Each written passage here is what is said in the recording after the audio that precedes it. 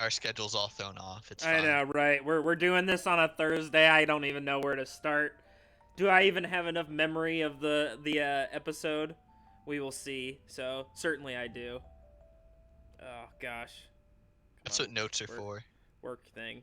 Yeah. So would you like to do the intro, Josh, or do you want me to do it? Oh no, I didn't prepare for this. You can go ahead. Well, everybody, welcome back. Today, Josh and I will be streaming our recurring podcast, Batch Bros Live. As always, I am the Han Factor, and I am joined by Josh, as I mentioned, Tasty Kebab. I said your name really Kebab. weird. Kebab. Josh, why don't you say hi to everybody? Yes, I am Tasty Kebab. I am here again with the Han Factor, having a good time. Excited about the twists that we have coming up today. The twists. Were you watching the same Yeah. thing? Oh, okay. Yeah, I know what I you're did talking see about. some of these things coming. So grab you some beer and grab you some wine and strap in and listen to us talk about yeah. Bachelor in Paradise last episode. So we're down to one night a week, ladies and gents. We have moved to Tuesdays because ABC realizes the only thing more profitable than The Bachelor is possibly football. I don't know how that's possible personally, but here we are. So I'll vouch for it. You'll vouch for it, yeah. So, welcome back. This last episode was, I'd say, pretty good. I was pretty satisfied with what I witnessed on my TV overall. Some twists, some turns, some surprises, but we get to start the episode off by, essentially they show the girls kind of feeling the heat, you know? Some of the women are sitting around talking about how they don't think they're going to get a rose this week and how they're likely going to go home. And, you know, those... And I just want to say thank you to Marissa, because she highlights that there are 9 guys and 14 girls now. And when the episode started, I was just like, ah, shit, I didn't do my homework and go and count everybody. No, there's too many people on the beach. You know, and that's something that I said. I like there being more people, but it certainly makes it more difficult to keep track of who should, like, what the numbers are and how many roses there are. Goodness, there's so much going on. Yeah, so, but it's not as bad as the beginning of the season. At the beginning of the season, I was like, well, what the absolute hell? But, yeah, so, you know, I think Demi's feeling the heat. We see her talking quite a bit. You know, I think Deandra's feeling the heat. You know, I think they're just not very confident that, oh, shoot. So I lost you. Yeah, I'm back. Are you still there? So I lost the internet for a second. So that's a problem. No, it's just Odin knocked it out actually. So, but we should be fine now. So I don't think the stream actually cut out at any point in time. So I think we're fine. But anyway, yeah. So the episode opens with some of the women feeling the heat and you know, like you said, Marissa kind of recaps, hey, this is the numbers we're at. And I think Deandra and Demi are probably the two that I think are most feeling like they're probably going home, right? And I think up until this point that it's like no surprise that that's probably what's going to happen. Yeah. I mean, so on our count, we have 5 girls that are not going to get a rose. Mm-hmm. Just 14 minus 9, quick math. Yeah, so, I wasn't able to do it, so I'm glad you got it. There's a number of girls that, yeah, like, are pretty for certain out, and then a couple that are still kind of scrambling. We'll see. Yeah. So, you know, Demi, Deandra, like I said, those were the two that immediately came to mind of like, oh, I don't know that there's anybody that would be willing to give them a rose at this point. But, yeah, you know, and I wasn't feeling too confident at that moment anymore for like Jasenia. Oh no, absolutely not. Like Tasha, she's kind of in a really bad position, and you know, my gut instinct coming into the episode was that Tammy was not going to be able to win back Thomas. Oh yeah, so. I agree. I thought that the writing was kind of on the wall for them too. It's the only like big question marks is that it's like where are people like James and Ivan are and really Ivan the coming big ones from that are up for grabs. Yep. I was feeling a little more confident than you were with like Aaron and then Thomas too. But Yeah, those were the really like the big question marks coming into this episode. But these question marks get resolved pretty quickly because we move into the I wrote down, so you know how the producers did like the tight ass party, but it literally got like tit ass. Yeah, it tit ass because of the way that they captioned it, because it was supposed to be a play on words with Titus. And so I called this the tight cocktail party, or as it would get edited onto the TV, tit cocktail party. So they obviously they haven't thought it through. So I was like, we may as well give them some more fodder to kind of go off of. And, honestly, the cocktail party that they have is more like overspill of drama from the last episode, don't you think? Yeah, here comes the reckoning for Brendan and Piper. Mm-hmm. Yeah. It's just kind of like you've got, you've got like a large man with a gray beard coming to the beach, dropping his staff saying, "Thou shalt not pass." So I don't think Joe's gotten that gray just yet. No, not quite. But yeah, I think the memes are pretty good. Yeah, so I mean, before we get into that, we see kind of Natasha talking as like, people feel this passionate about Chris and Alana because nobody really had any sort of relationship with them, and so what they did was easy to, dismiss because these aren't my friends. I don't really know them. What they did was kind of shitty, so it's easier to tell them, right? Like, what is it when I'm gonna hit you with all the references today. Dumbledore gives Neville points in the initial Harry Potter book because he stood up to his friends, and that takes real courage. So yeah, you know what I'm talking about. So Harry Potter and the Sorcerer's Stone, popular franchise. Yeah. So you get it. They'll pick it up. So yeah. If not, you should read it or watch the movie. Yeah. Where have you been the last 25 years? But Natasha's kind of rallying the troop. Demi is there.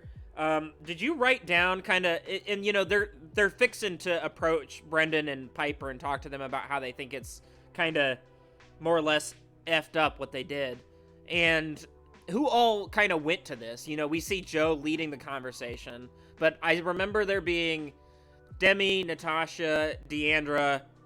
Was Jasenia there? I think she was.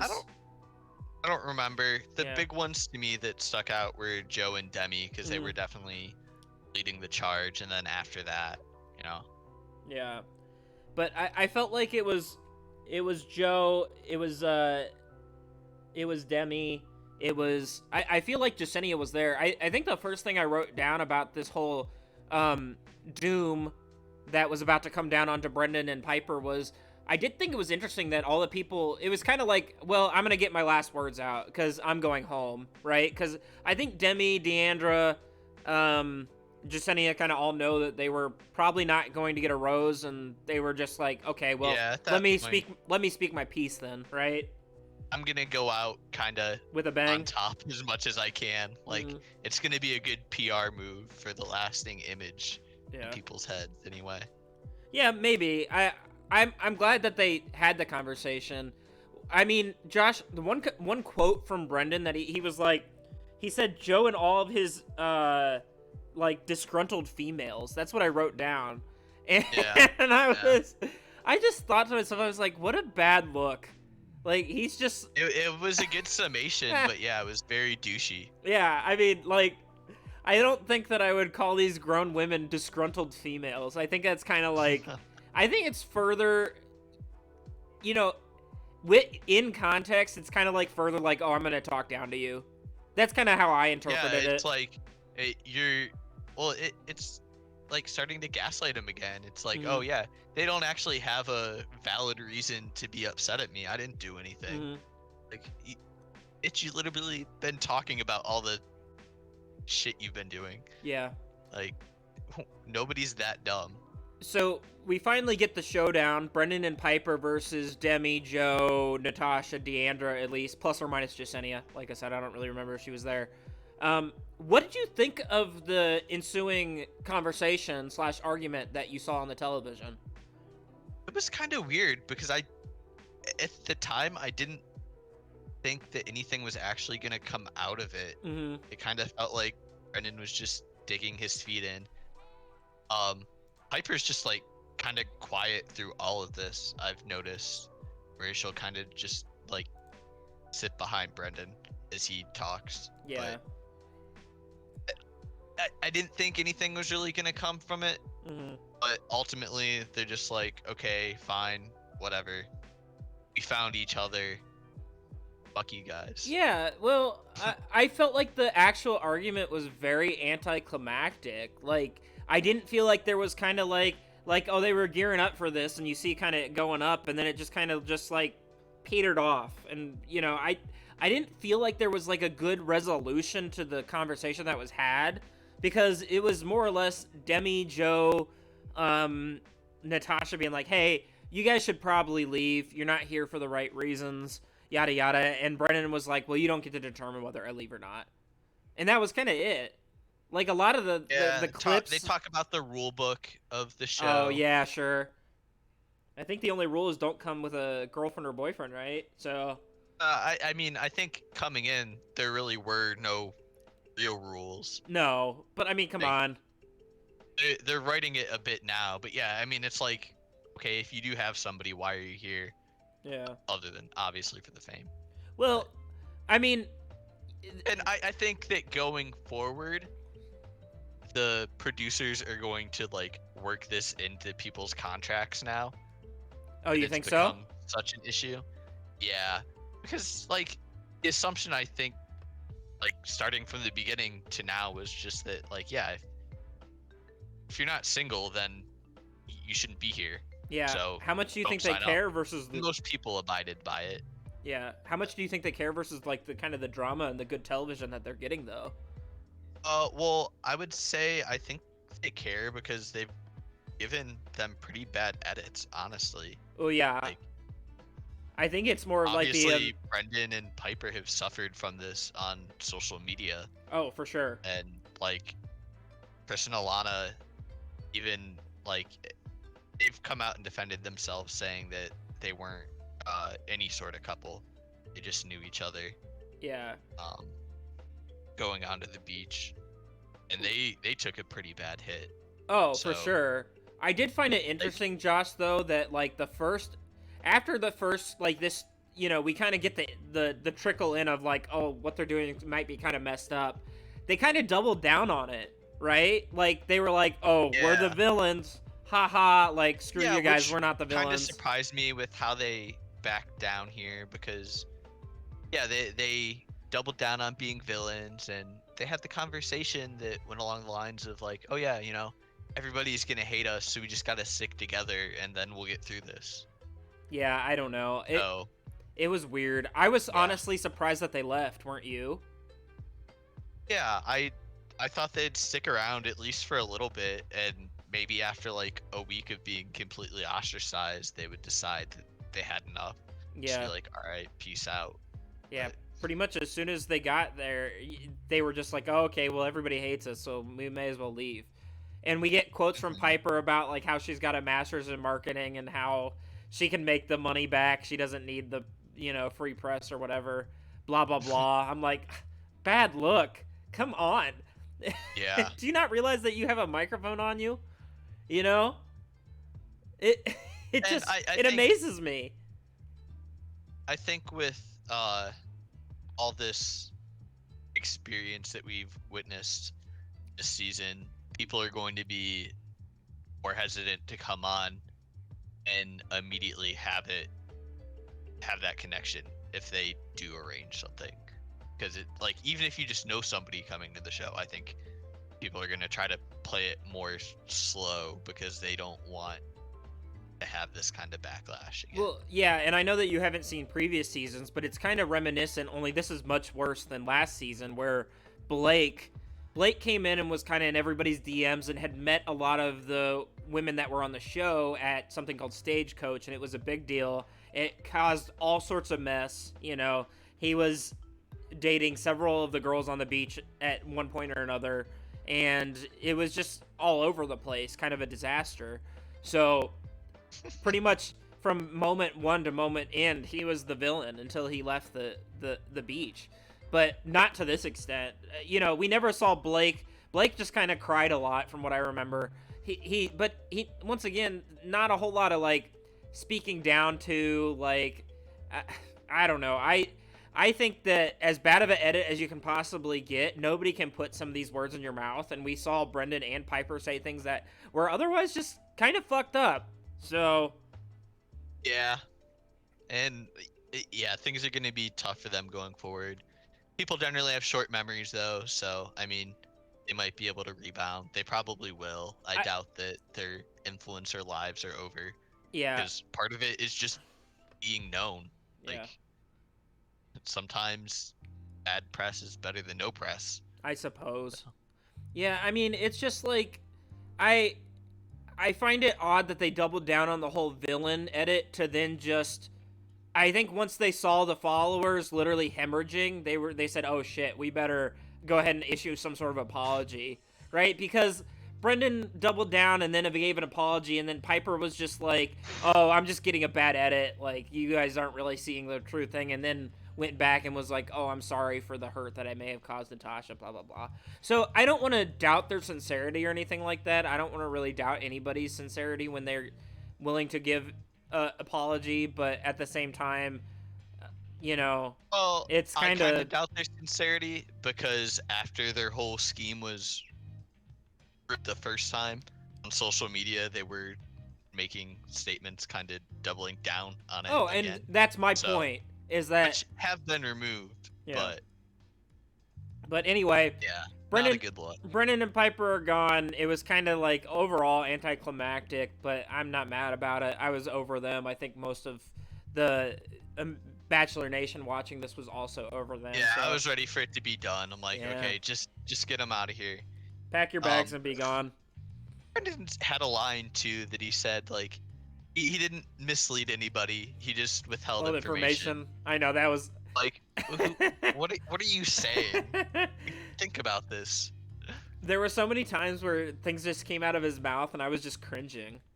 Like, yeah, it was rough. How does this guy... I mean, he must be beautiful in person. That is all that I can say.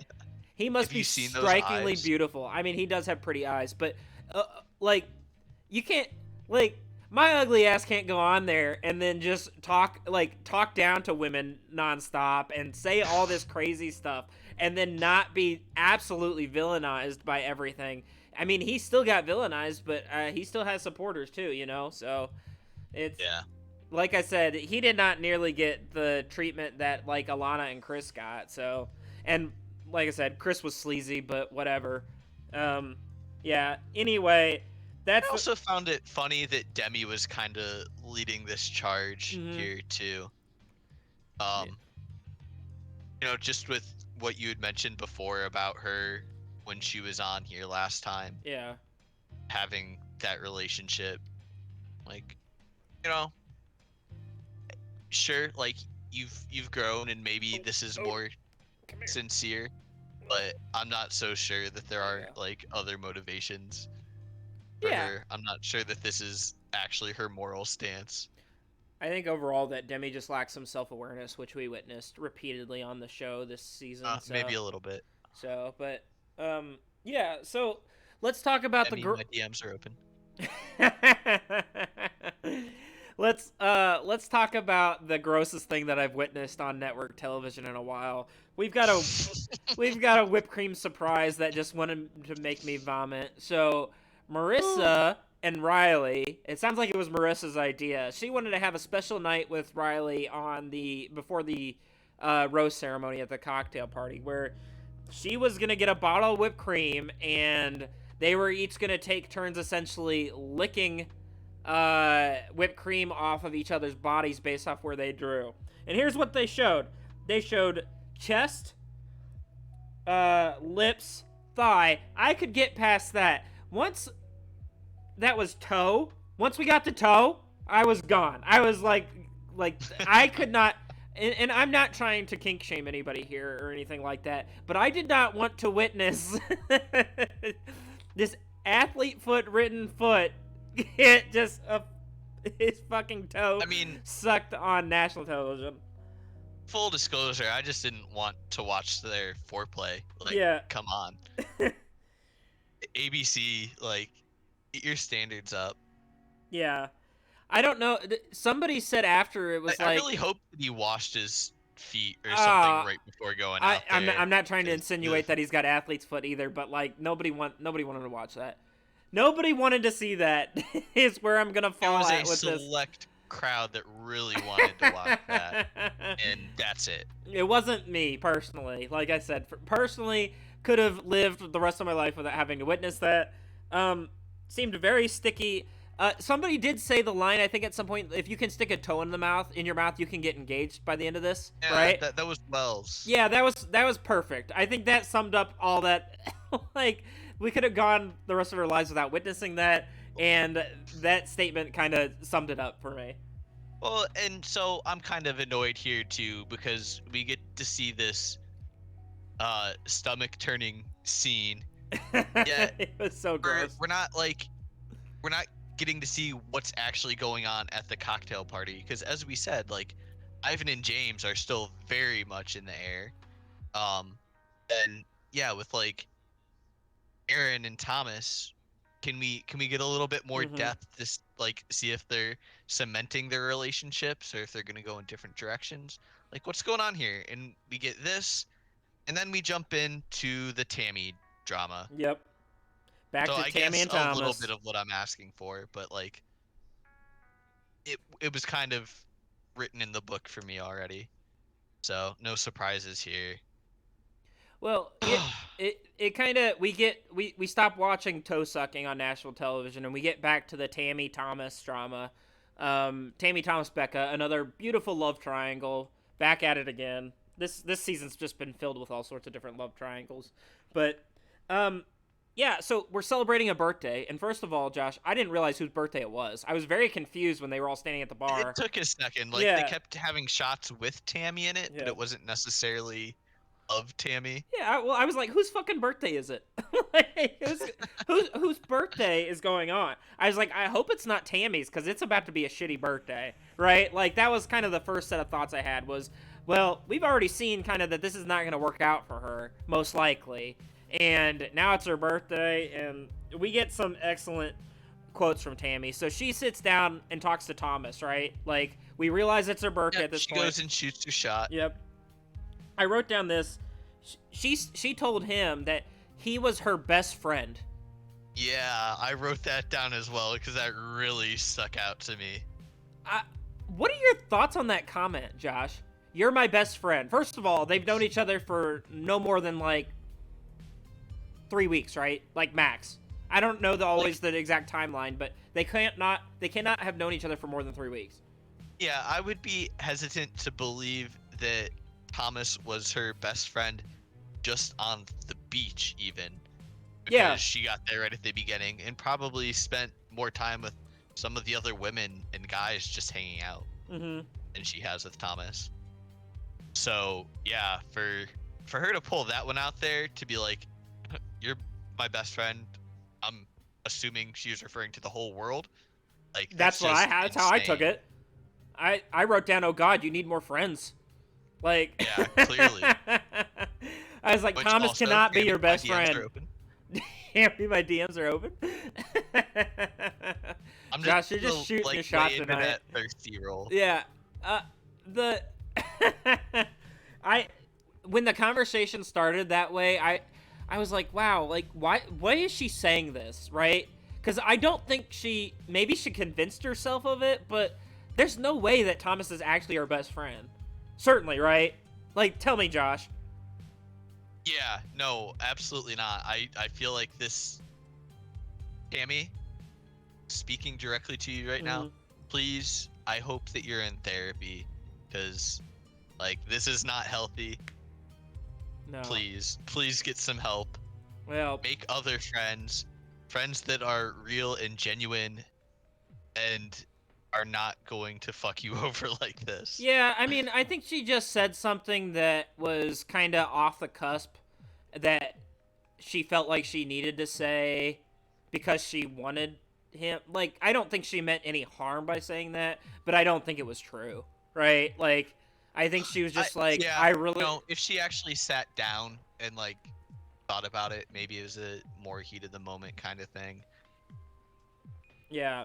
But So I mean, with how fast she was like talking about her and Thomas before, and even her and Aaron saying how strong of a relationship they had, I feel like she's got to just be like so into the idolization of these partners or people that she has as friends that like she just throws herself all in. yeah, you think it's probably more of the whole like I'm in love with the idea of who you are more than who you are as a person, right? Like people get caught With up in the. Thomas, definitely. Yeah, so I can Like see I that. can I see mean, the future. I can see us being married, like in the first instant that we kiss, mm-hmm. and then I'm fixated on that and not really paying attention to what's happening anymore. Yeah, and so That's my read. I think it's a very quick and like to the point breakup that Thomas and Tammy we witnessed, because Tammy pretty much gets done confessing her love to Thomas, and Thomas was like, "Listen, I'm picking Becca," more or less. I don't feel guilty about it Well, either. I don't think he handled the situation poorly. I thought it was pretty much like he was just honest, and I thought that like whether his intentions have been sincere or not, he at least like said, "Hey, you know, we're in a situation where I have to pick between you and her, and I'm picking her." Done. Right? Yeah, the conversation got really awkward where Tammy starts like asking him Oh, where yeah, that's she yeah. like doesn't meet his standards, or like where she's short of Becca on, and I'm just like, oh man, Tammy, you gotta stop that. Yeah, don't compare yourself to somebody else. Because you're only gonna get hurt here, and yeah, I felt like Thomas did a good job of navigating that, of not really like throwing anything of substance at her to hurt her more. But I mean, yeah, I don't feel like he was ever that into her, and clearly she was very into him. Yeah, I mean, I just can't wait till the next episode where we inevitably see Thomas going after Chelsea, because it's currently who Aaron is kind of dating on the show. So, I mean, if anything we've seen, it's just like, Aaron, if you have it, I want it and I'm taking it. So, I don't, who knows? But yeah, I mean, it was very to the point is what I'll say, that breakup. And we do get some great quotes. Well, before I say that, we get a clip of Aaron again, just kind of relishing, I feel like, in the Tammy and Thomas breakup, right? Like, Aaron, give it up. You know, Yeah, he's just getting way too much enjoyment out of the fact that Tammy is getting hurt by Thomas, right? Neither of these people are going to be in your life anymore. Just let it go. Yeah, I understand that he's probably like upset, but at the same time, I'm like, man, give it up. And I've said this on multiple podcasts at this point with you, is that Thomas lives rent-free in Aaron's head, and he just needs to get over it. Like, he lets that man occupy too much of his free space and does not dedicate enough time to, like, getting to know other women on the beach. And it's just, it's a bad look, like you said. I think Aaron, it's just like, Aaron, you just sound kind of way too jaded. Nobody wants to hear you say that. So, yeah, and I mean, like, my concern then being either his friend or romantic partner in the future would just be like, are other people just gonna like be on his mind all the time? Like, we're going out and trying to do something, and he's just like, man, I'm just so pissed that Aaron did this, or Thomas did this to me. What the fuck? Yeah, like, dude, we're out enjoying ourselves. Why are you thinking about that? Yeah, it's just how much of this spills over into his real life outside of the show. Not that this isn't their real life, but you know what I'm saying. So, yeah, I mean, like, how much of that is actually his personality? Yeah, just like, that's a bit concerning. So, Tammy, we get some great quotes from her this episode that I want to touch base on in regards to her breakup with Thomas. She says, "I gave you everything," and then proceeds to say, last year on my birthday I got COVID, and this year this is even worse. And that was the most dramatic thing I've ever heard said. I was like, oh God, no, Tammy, why? Yeah, not obviously she's very emotional I at that moment, but maybe not the smartest thing to throw out there. no, One is much more serious than the other. yeah. I just wanted to be like, listen, you'll be all right. Don't be dramatic. Don't say crazy shit like that again.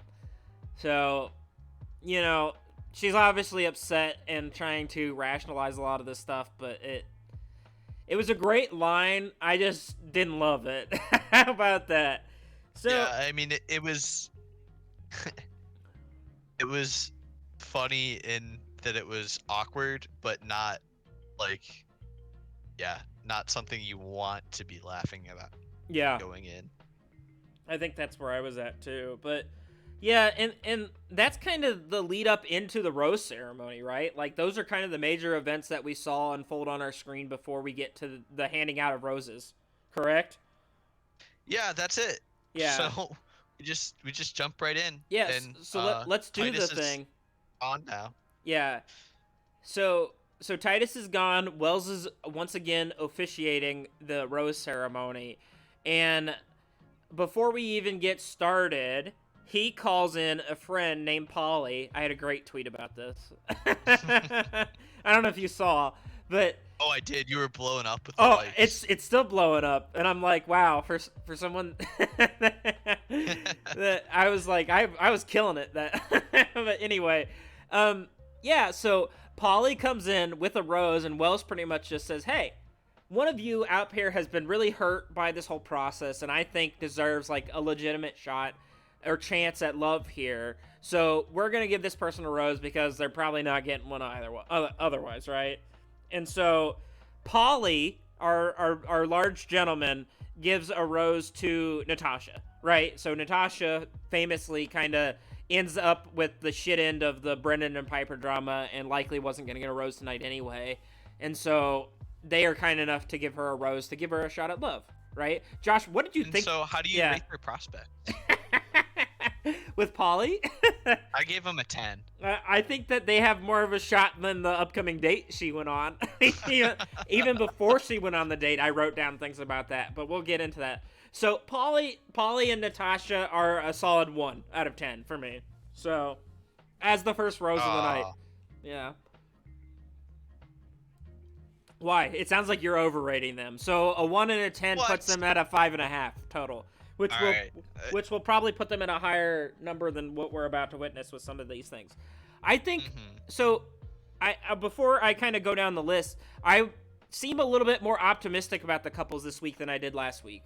Did you see that too, based off your scoring, or no? Yeah, I would say even based on like my bad scores, I'm still definitely higher than I was. Yeah. But I mean that makes sense because a lot of it is seeing some of the same couples still together, so they survived another week. Yeah.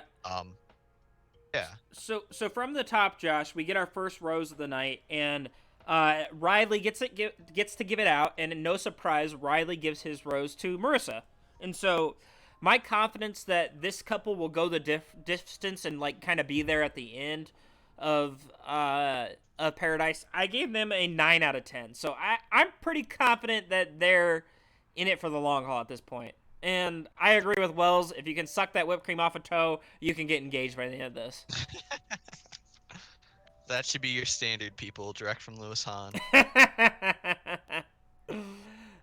What did you rate the Riley and Marissa at? I also gave them a 9. So right. we're on the same page here. So that makes I just want to compare that to last week. Yeah. Because you were a 7 and went up to a 9, so you gained some confidence. Yeah. I was at 9.5. I actually kind of dialed it down a little bit. Not statistically different is what I would say. Yeah. So I mean, it's hard to go up at this point, and it's probably more the edit than anything. But we didn't really see any connection so much in between these ceremonies between them. Is more just physical, I guess. So yeah, I mean, I don't know. I think they've talked about real stuff. Not nothing, but yeah. On their one-on-one date, I thought they were talking about real stuff. They were talking about kids having a literally creating a sports team together.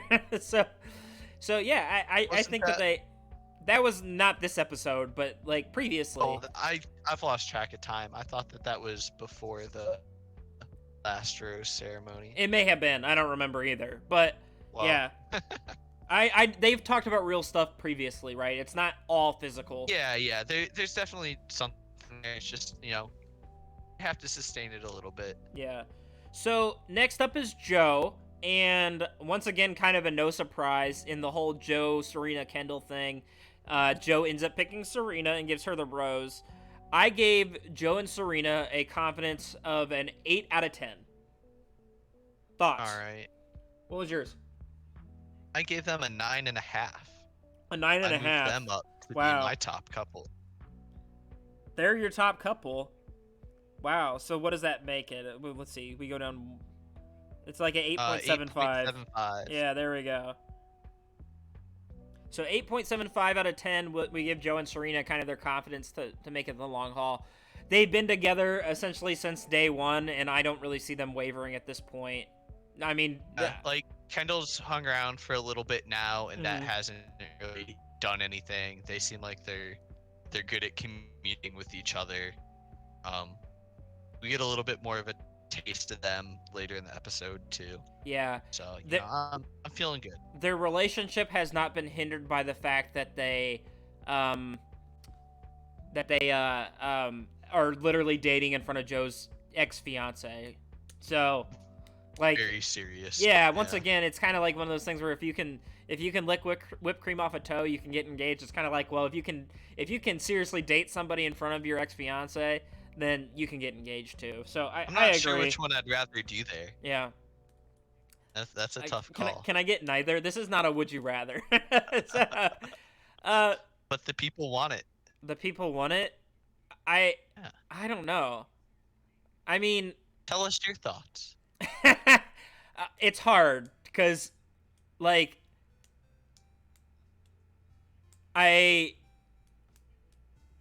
God, I'm just cringing thinking about it. I think so.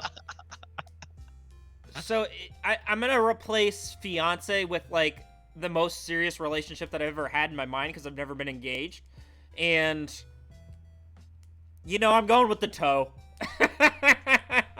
That's where I was going. Oh, okay. I'm definitely going with the toe. Like, there's no doubt about it. At least that I can get it just over with. Yeah, exactly. Like, it's a Band-Aid. Rip it off and call it a day. Let's not have that slow burn, because if things do take a turn for the south in that relationship, oh man, you can just tell that your ex is gonna relish in that. I have to lick whipped cream off a toe if the other option is that. But yeah. So, but moving on, we get probably, I think, your favorite male contestant on the beach. Ivan gives the next rose out, right? Yeah, I was surprised that they put him so early. Yeah. I guess probably behind the scenes that it wasn't really as big of a secret on where James and Ivan's rose were going. But to us, so they even kind of like used it a little bit when they were flashing around the beach. Yeah. Really quickly, because you saw Ivan talk to Kendall, who he gives his rose to. Yeah. You saw James talking to his girl that he gives a rose to. Tia. No, you couldn't even remember her name. Oh, sorry. Well, I just didn't want to reveal it yet because we're not down the list. My bad. So, but yeah, Ivan gives his rose to Kendall. We really have not seen any sort of like definitive part of the relationship other than that they seem to be kissing each other before the rose ceremony, right? Like, I don't remember really seeing any sort of. Did they kiss? I thought they were just talking. I thought I saw them kissing. I think I remember them kissing. At least I did in my head. So. Maybe. And we'll discuss why I have my doubts here. Yeah. But I gave this relationship a 3. I maybe tried to weight it a little bit unbiased from the rest of the episode, but some of that was also definitely leaking in.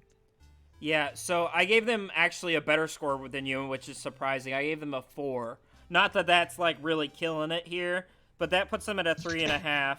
And given the fact that our last averages were a 9 and an 8.75, they are very much so a couple we are less confident in. Not so much optimism here. Yeah. So Noah, and no surprise, gives his rose to Abigail, is up next. Once again, another couple that has been there pretty much since day one. They got the first one-on-one date of the season, and they have they've had their ups and downs, certainly, but they're still together. And, you know, I don't know where you fall on their relationship, Josh, but I'm still not, like, super confident that they're going to work out based on some of the conversations we've seen. I really don't know, like, how into each other they are anymore now that they've, like, been on the beach for a while. And so I only gave them a 5 out of 10. And the reason why they got a 5 from me was just because of the longevity of the relationship. You know, they've given each other their rose each time since the show started. Yeah. Well, so I guess I kind of used that, I guess, also in their favor, but I took it from the viewpoint of, okay, you know, they've hit some rough patches and, like, they've weathered it. It's not so much like, well, things are still really, like, on the rocks. Like, it seems from what we've seen that everything is going well between them. Not that we've seen that much screen time. No. But, yeah. So I grew my score up to a 7 for them this week. Did you say 7? Looking at where we were last time, we were actually still at a 5, and I was at 6.5. Yeah, so at least in my mind, they have, like, made absolutely no progress in the relationship, even though they've been dating. Taken some steps forward, some steps backwards, landed in the same spot. Yeah, and so I think comparatively, like, who are you going to compare them to, right? To me, I'm going to compare them to Marissa, Riley, Joe, and Serena, because those are kind of the strongest couples. And Marissa and Riley have been there less time, even. And I just feel like they're just not going to get there. But we'll get to it later. Kenny gives his rose to Mari. You know, we've seen kind of the fallout and the aftermath of the whole thing. Like, Kenny's picking Mari at the end of this. I'm pretty confident. But given how tumultuous the relationship has been, I only gave them a confidence of 6 out of 10. So, Oh, really? Yeah. I mean, they're going to probably be like a 9 for me next week if they're still together, but they've just been so hot and cold up until this point. Yeah, when you were talking, I thought that my score was going to be lower than yours, but yeah. I went with an 8 because you know, I was feeling pretty good. It seems like they're pretty settled. Yeah. Just the way things have gone, I could very easily see it just blowing up in their faces immediately. Yeah. But no, I feel pretty good about it at this point. Yeah, so I think that as long as there's no more hiccups, I'm confident to put them like at a 9 moving forward. I do think I did low score them a little bit this week, but we'll just kind of have to see where it goes is kind of where I'm at. But yeah, James is up next, and, you know, I kind of spoiled this one for you. Once again, another relationship we didn't really see much about, but he gives his rose to Tia. So James and Tia are at least an item for the time being. They must have had, like, a conversation or two and just decided, hey, you know what, we'll do this for now. And not very confident in them either. I scored them at the same as I scored Ivan and Kendall.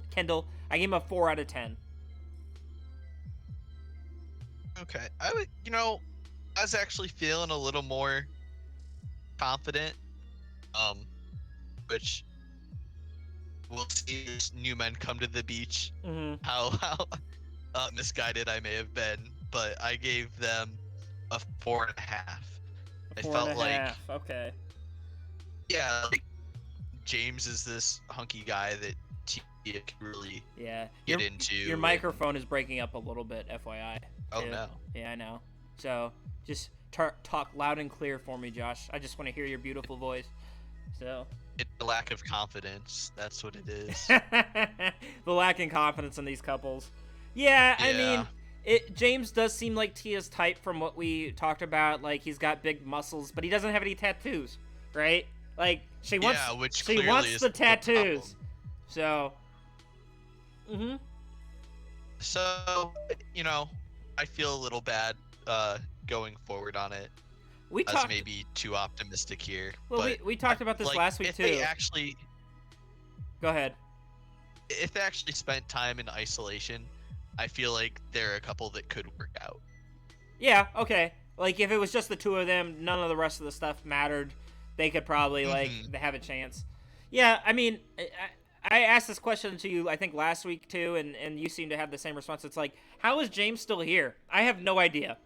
It's like for someone that seems. That's how he's still here. I mean, but he seems like so unattached to anybody on the beach at any point in time. So. Yeah, and we'll make some jokes at his expense later. But. Yeah. So. Next couple. Next couple is Thomas, and we kind of already know where this is going to. So Thomas gives his rose to Becca. Overall, my confidence in Thomas and Becca is not too horrible. It really just kind of depends on whether Thomas just tries to date Chelsea now or not. But I gave them a 5 out of 10, which is the same rating I gave Abigail and Noah, which I think is more concerning for Abigail and Noah than it is for Thomas and Becca, because I don't think I'm really that confident in the relationship, thinking about it. I think you're a little too high on them and a little too low on Abigail and Noah. Okay. But, well, what'd you give them then? I gave them a 4 here. Okay. Like, okay, maybe this could work, but sketch. Yeah.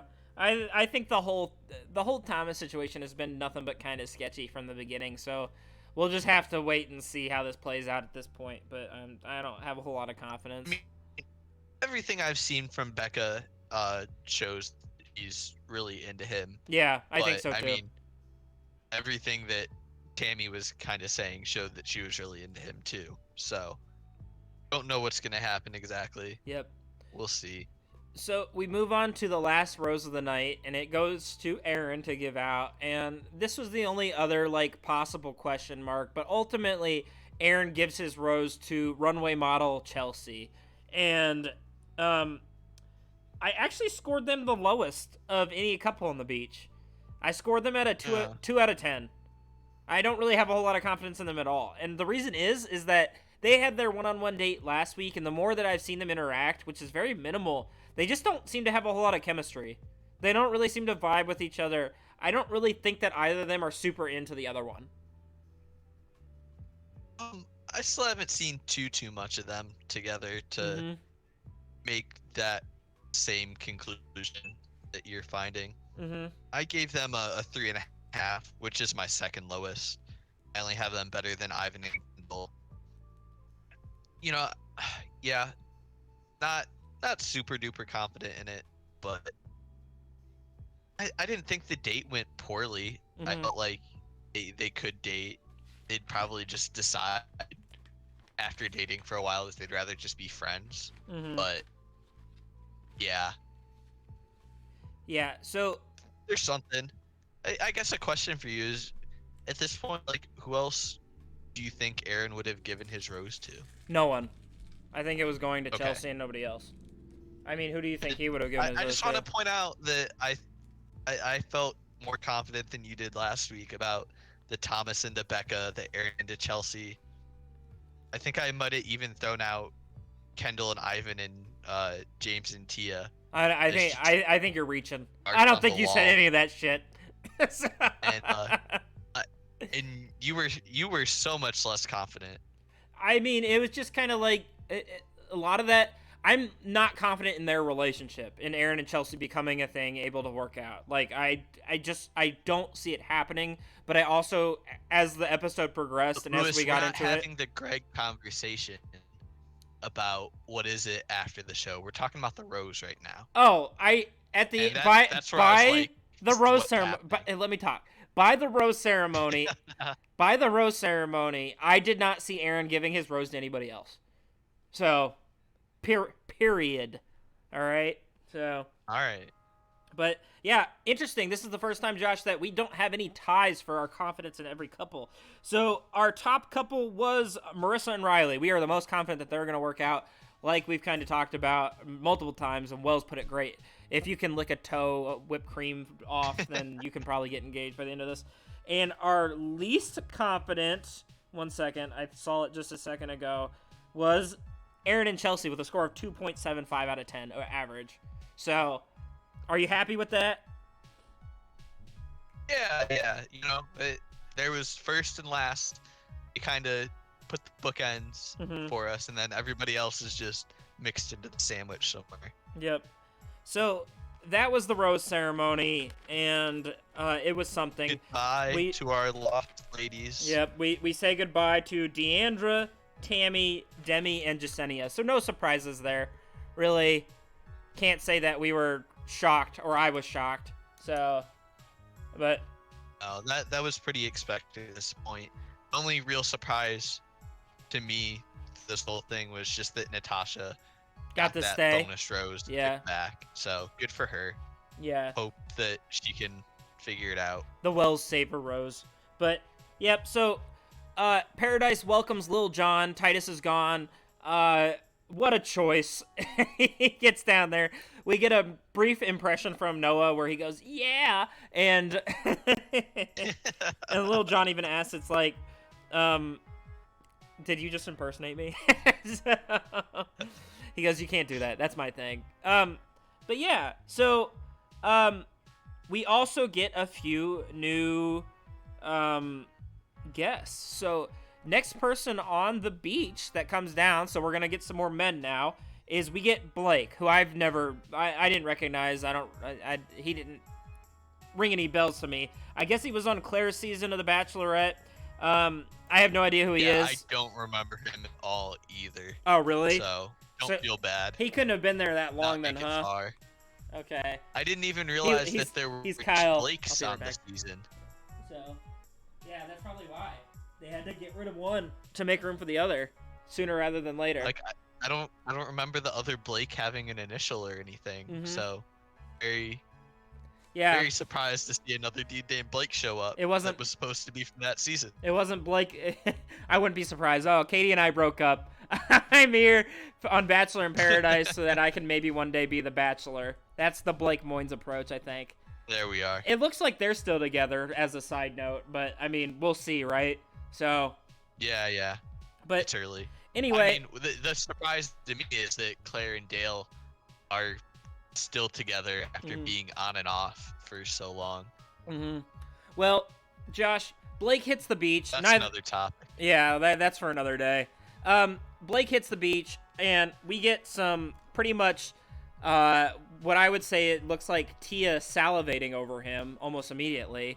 She calls this guy Tatty Daddy, and yeah, I mean, we hear James talk for a brief moment, and James is like, well, shit.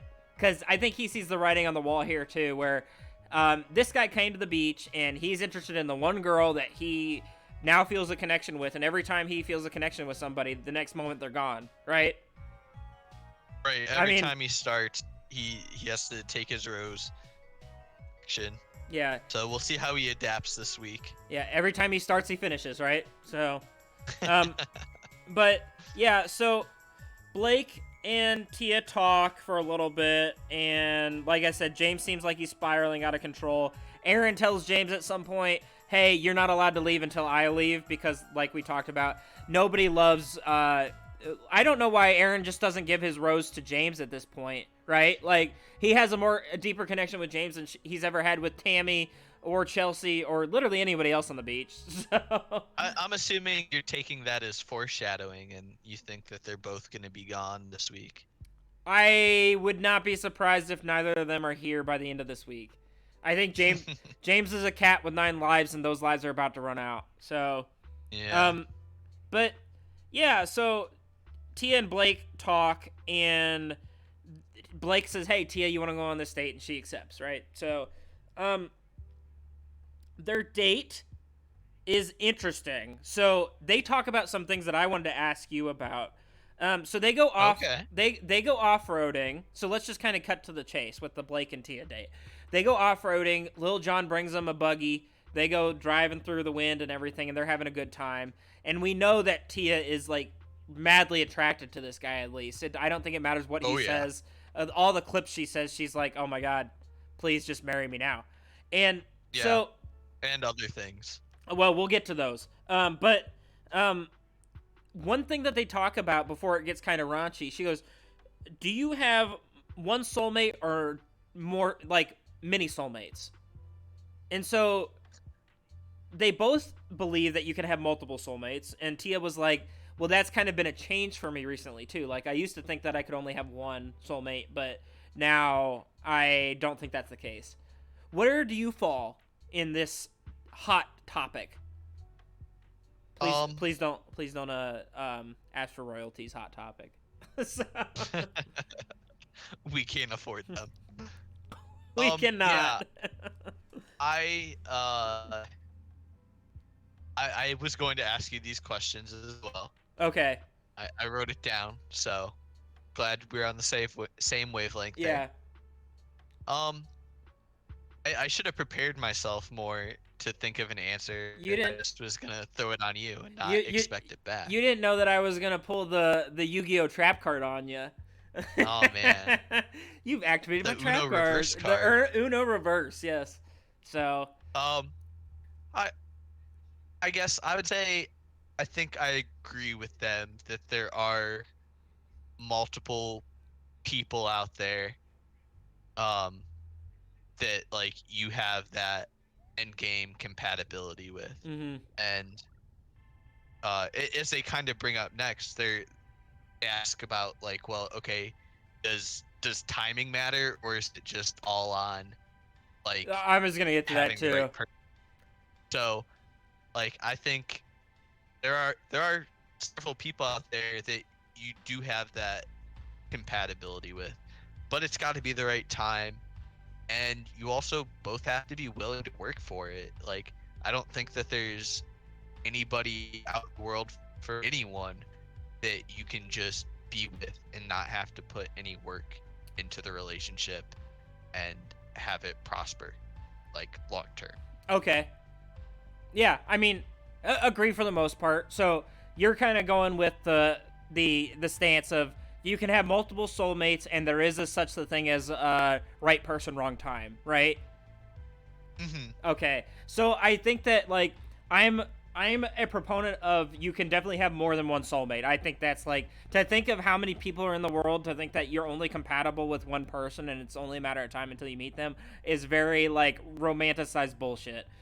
So I don't buy that. But the idea that like right person, wrong time to me seems like wrong person. Like that's just what it kind of fall back to. I think that if you meet somebody and you think they're the right person, you make it work, and you put in the effort to try to make it work. And so the idea that it's like wrong time just seems like, well, ultimately that's the wrong person. And so that's kind of the side of that argument that I fall in. So it's a little bit different from you, but it's, you know, it's a little bit of a judgment call too. Where I don't want to hear it. Yeah, I mean, I just think that if it's, I don't like the whole like, oh, we were right for each other, but it was the wrong time, and then I just think that they're not the right person for you. That's it. So, but yeah, I mean, I don't want to romanticize it, but anyway, Blake and Tia seem to have a great date. We're both romantic, Lewis. We're gonna romanticize it. I know, but that like I try to hold on to some serial realism here, but anyway. Tia has some great quotes.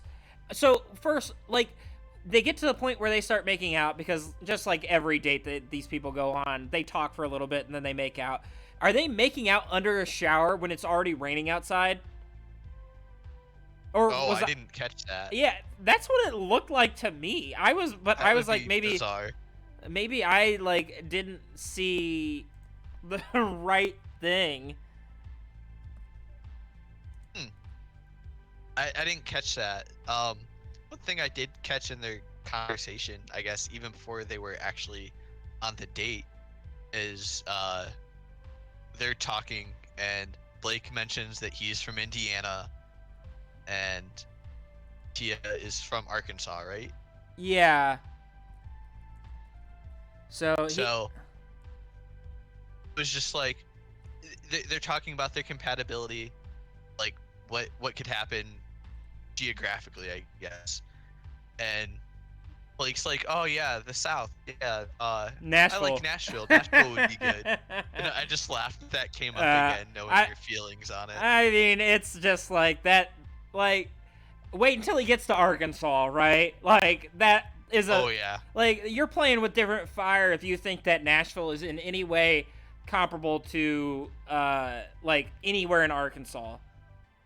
Like it's not. There's no way that any of that is like anywhere similar. So it's an attempt to be relatable to each other, but I'm not buying it. And yeah, I cringed Then immediately. I Oh just God. question Tia's judgment a little bit too, because she's interested in this Indiana boy, and we both know that Indiana boys are nothing but trouble. Indiana boys are nothing but trouble. Amen, brother. So I wonder what part he's from, because it sounds like they both like are in the Chicago area now, or at least he is. So he lives in Chicago, I thought he said. Too far away. I don't know where she lives off the top of my head anymore, but so yeah, so Tia, the Tia quotes. The Tia quotes right here. Like, the only one that I want to talk about is that she needs someone to make her vagina dance, and then goes on to talk about how she's ovulating right now.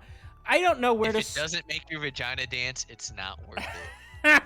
Well, I don't even know where to start. To that. Yeah, like what a wild thing to say, right? Like, I'm here for Tia. Tia's great. Like, Tia is filling a hole that Tajwan left behind for me personally. So, but no more China pot. She's going full on vagina here. Yeah, there you go. Using anatomically correct vocabulary. But the progress. Yeah. Man, Josh, like, do you want to just open up on your thoughts of the things that were said? I was just sitting there cracking up watching it all. I couldn't believe that she was saying those things, like, not just in her head, but aloud on the television. Yeah. Like that's a pretty bizarre, funny thing to think about, in my view. So yeah, to just be throwing all this out there. Then yeah, she kind of outs herself as ovulating too. So maybe a little bit of it is just being like, oh man, I need this man to give me a baby. And she's talking like, man, if there was any other way to have a baby, she did say that. Yep, it was a very fascinating like just breakdown. So I'm glad they have a connection. I mean, I like Tia here. I think that she's funny. She's saying things that are like maybe taboo for some people, but I mean, shit, she's speaking her mind. I'm not gonna knock her. And I found Tia to be very endearing and entertaining, so I like her. And then, like, stepping in, taking James's woman, quote unquote. James had no shot. James seems like, Blake seems like he's a nice guy. James, sorry buddy, better luck next time. Yeah, I don't really feel any sort of like remorse for James here. Like I said, 9Cat has run out of lives. He's probably going home this week unless something miraculous happens. But anyway, and that's kind of their date, right? Like, I don't really have much to add. I think they've got a good connection. I think they've got some chance of going a little bit further. So yeah, I like them. We'll see how they develop. Yeah, we get a little bit more Kenny and Mari back on the beach, right? They're kind of solidifying the relationship and decide to go to the quote-unquote boom boom room. Boom boom room. I guess that's a little bit hard for me to say at the moment. But yeah, I after looking, they just cover them for a brief moment just to say, hey, they're still going strong. Keep them in the back of your mind, and I'm here for it. Like, I like kind of where they're at in their relationship, and I think they've moved past a lot of the kind of the hiccups and the things that I was worried about moving forward. So yeah, I think that pretty much covers it. Yeah. They took that step, which I guess they hadn't done. So, good for them. Hope they had fun. Yeah. So, next on the beach, like, moving on from Kenny and Mari, we get a new arrival on top of Blake. Dr. Joe Park, anesthesiologist, comes to the beach, and so he hits the beach running. So makes a joke about how they can call him Dr. Park, yada yada, ha ha ha. But he is a fan favorite, from what I understand from Claire and Tasha's season. What do you know about Joe here, Josh? Yeah. So I watched, I think, most of that season with my sister, and she was absolutely in love with Dr. Joe. Yeah, he just seemed like a cool guy, but he was kind of like James, how he was just around, but he didn't really get any screen time, where it's just like, okay, well, kind of, why are you still here? You seem cool in the little snippets that we get you, but I don't know if just nothing happened or production did him dirty, because they didn't show hardly any of him actually talking with Tasha. Like, he got basically one big blob of screen time, and all it was talking about like his experience as an Asian man, which, I mean, that's not a bad thing to have, but he has more depth than just that too. Yeah. So let's see him as a human being, not just as that. So yeah, I'm hoping that he gets to spend a lot more time here and shows personality, and I think even just with his introduction here is already shown more. Yeah. So I'm stoked. I hope things work out for him. We see him walk out onto the beach with a date card, and the only person we see him talk to is Natasha. Then he asks her out on a date. Yep. And I think you've hinted that you don't feel too positive about their prospects. Oh. And unfortunately, I don't either. Well, so even before their date, I wrote down, I said, aren't him and Brendan besties? Because I thought that they were really close outside of the beach. And so I wasn't certain by that, because that's not a season that I watched very closely. And so when he hit the beach, I was like, man, I thought that guy was like best friends with Brendan. And if so, that's obviously going to be a problem, and there's no way that it's not going to come up, right? So yeah, and all that got confirmed.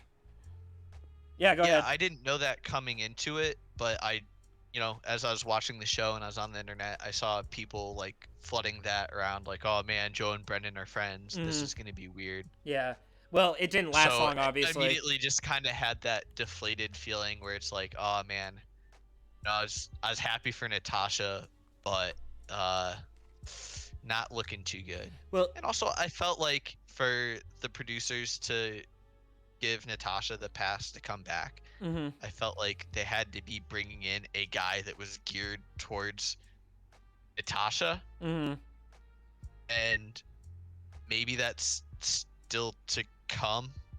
But it seemed like Joe was their attempt to be like, okay, like they kind of screened their candidates to put on and pick Joe because he had some interest in her coming into everything, and now it's just like, oh well, shit, you tried to do a good deed, but you fucked up the execution so bad. Yeah, I don't know. I mean, I think that they know that him and Brendan are like really good friends, and they definitely push They'd have to have known. They definitely pushed right? the Natasha Joe narrative. Like, I think they were like, hey Joe, by the way, Natasha's single. You've said in the past that you find her attractive.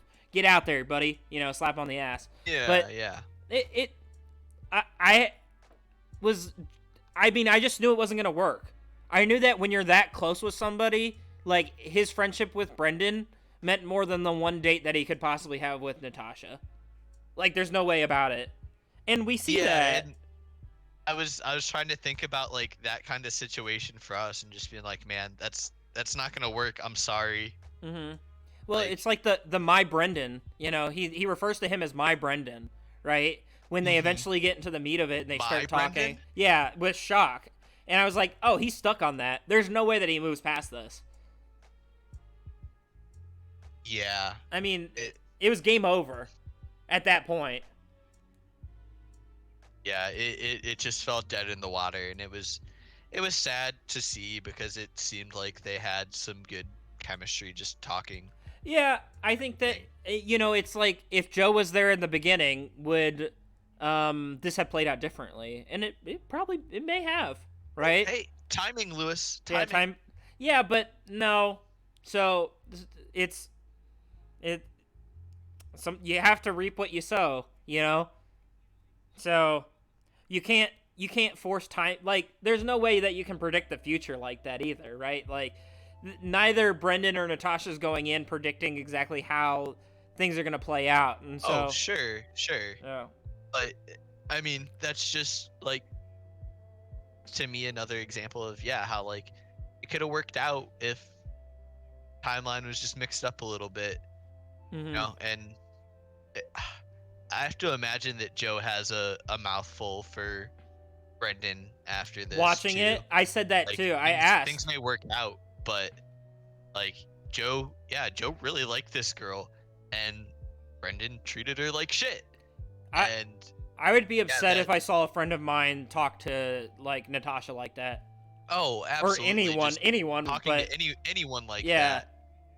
But so then to just be like, I didn't expect that out of you. How are you such an asshole mm-hmm. to all these people? Yeah. I mean, It I would made be me very upset. upset. Yeah. I mean, I agree with you. I would be disappointed and upset at my supposed friend. You know, I just would expect better. But Yeah, you're in the doghouse. yep. But anyway, I mean, from the moment it started to the moment it ended, it didn't last long. Joe and Natasha are not going to be a couple.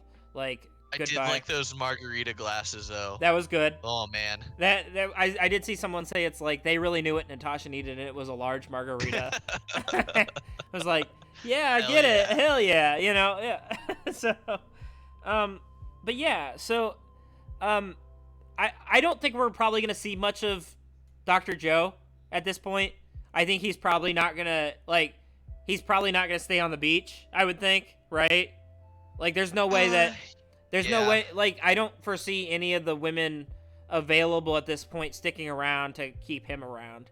So he didn't like approach anybody else mm-hmm. to even like talk and broach the subject of Who's single enough like yeah. to kind of to like go beyond that? I don't really know, but yeah, I mean, that's something that like I would like to see just from my own personal perspective, like what Dr. Joe's thoughts are on like dating as a physician too. I mean, honestly, because Asking for a friend. yeah, asking for a friend, yeah. So, but it's something that like I know is difficult, right? Because your work does encompass a like non-negative amount of your life and does make finding connections quite a bit more difficult, right? And so Yeah, and I like the conversation that they're having about like the mhm. apps and stuff too. Yep. Giving that a try. Yep. And like Joe was very positive about Natasha Mm-hmm. using it, being like, "Hell yeah, girl, go for it." Yeah. Because like you deserve to have every opportunity that you want. Mm-hmm. You don't have to just sit back and wait for things to fall in place for you. Yeah. So, but I mean, Um, you go ahead. Sorry. I had just another comment, I guess, on Joe as he came in. I can't remember who said this exactly, but someone was like, "Oh yeah, he just walks onto the beach and he has such a calming energy." I was just like, "Yeah, no shit. He's an anesthesiologist. It's what he does." Yeah. Most of the time, you don't want to be the person that they're like, "Wow, I feel anxious as fuck when I'm around them." Right. So yeah, like not that like practically it's not like that big a deal, but yeah, I mean, I get your point, right? So, but It was funny to me, not really so much as like, yeah, you're stupid for saying this. yeah. Just like, no, I'll take the opportunity to make my smart ass remark. Mm-hmm. Okay. Well, It's what I do. I mean, Josh, that's kind of the end of like Joe and Natasha. Like I said, it was kind of over before it started, and Yep. we move into like the last remaining scenes of the episode, which kind of we go back to the Joe, Serena, and Kendall drama again. So Joe and Serena are laying on a towel and having a conversation, and it's really kind of cute, I thought, very romantic, when they're sitting there and Serena leans over to Joe and was like, hey, I need to tell you that I'm like falling in love with you, or like beginning to fall in love with you, which is, once again, you know how I feel about that statement. It's like that doesn't really mean. I was thinking about you when she was saying it. That I was like shit or get off the pot. Like, say it or don't, you know? So, but Joe was like, oh, I'm starting to fall in love with you too. And Serena, like, she's like, really? No way. That's great. So, yeah, super giddy about it. I know. I mean, I thought that was cute. Adorable. Yeah, I was like, oh. I was like, I wanted to hate that moment. Yeah, I'm lonely. Yeah. I wanted to hate that moment, but it was too pure of heart to like hate it really. So, yeah. But really no drama from them. All the drama coming from Kendall sitting there watching it like a train wreck, can't taking her eyes off of it, right? Yeah. And so she's sitting there with Ivan, and I already was kind of getting the impression from, I think, the small amount we got to see of them earlier in the episode, following the rose ceremony, and then here is that Kendall was just walling off Ivan, and he wasn't really like in a fair spot. And then Ivan makes maybe a bit of a questionable move to go and try to yes kiss Kendall as she's sitting there watching this, and Kendall like obviously rejects him because she's in no state for that. Oh, everything about that moment was cringy. How she's not really comfortable with PDA right now, which is why I was questioning you that they kissed before. I think they did. We can roll the tapes. Yeah, we'll have to roll the tapes and figure it out. But I'm pretty sure that they had made out. I don't think that would have been their first kiss. You know, like. It definitely, like, yeah. I'm wondering being in. I'm like trying to put myself in Ivan's like shoes at this point. It's like, huh? You know what's gonna fix this? I better make out with her too. Like, I mean, honestly, maybe at that point you're just like, oh well. Maybe her reaction is just gonna be like, okay, fine, fuck you, Joe, I'm gonna bury myself into this man, since clearly you're gone. So yeah, I mean, she said that she wanted to find love and just kind of figure things out with Joe too, so it didn't feel like the most promising of an attempt for long-term sustainability, but maybe there was a slight chance that she would have just gone back and be like, okay, well, you're gonna be my rebound now, Ivan. I don't actually like you, but come here. Yeah. Well, I mean, as soon as that, like I said, she's just like, you know what, I can't handle this, and she gets up and walks away. And the question and the cliffhanger at this point, Josh, is Kendall leaving? You know, is she like gone, you know, done, or does she just need a moment to kind of like get out of that situation? You know? So I think she's gone. Like, I don't think she's coming back, personally. Yeah, I think a good night's rest would benefit her, but I suspect she'll probably just leave here. Yeah. Clearly, she's still too hung up on Joe to give anybody else an actual chance. I think so. At least in this environment, I can't say that I blame her either, but it's just it is obviously harder for her to date in front of her ex-fiance than it is for him to date in front of his ex-fiance. But also, he had a pretty well-established relationship on the beach before she got there. Right. So it's not like she didn't have that luxury. At the same point. Yep. So, but yeah, I think she'll leave, and that feels bad too, because that's another woman gone. Another rose gone. You just want Ivan to find love, and it's just not gonna happen. I do. Ivan, slide into my DMs, Ivan. We'll go out and get town together. So in a safe way. So just to recap this episode, Josh has asked for Demi, Tammy, and Ivan to slide into his DM. So he's very open, we'll go ladies off and the four gentlemen. of us together. Have a good time. I'm sorry. What are you asking for? I'm not sure what you're wanting out of that, young Joshua, but yeah, So Happiness. happiness, beautiful. Really, that was put as elegantly as you possibly could have. Yeah, and that was the episode. So Yeah. I mean, what are you looking forward to, Josh? What are you interested to see what happens next? I'm curious to see if they'll bring any more women onto the beach, or if they're just gonna load more men in there. Mm-hmm. Because yeah, we're down to, like, if Kendall leaves, I think we're at 8 women. Yep. Well, we saw 2 guys come onto the beach, and I don't remember exactly who they were from the previews. It looks like we're gonna get more men. I don't think we're gonna get more women at this point.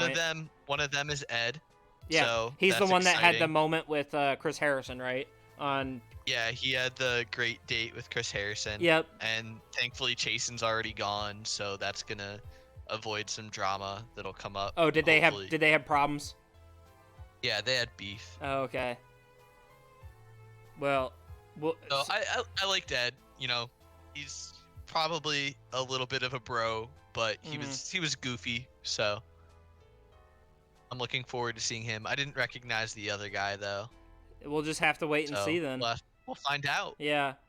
So, but you know. And then of course, the preview showing that there's gonna be all kinds of drama coming up. Of course. I mean, this has been the most dramatic season of any sort of Bachelor franchise that I can remember. So, I mean, it's just like, it just keeps coming. I mean, like I said, we could probably fill a couple different bathtubs with the amount of tears that were shed on this beach.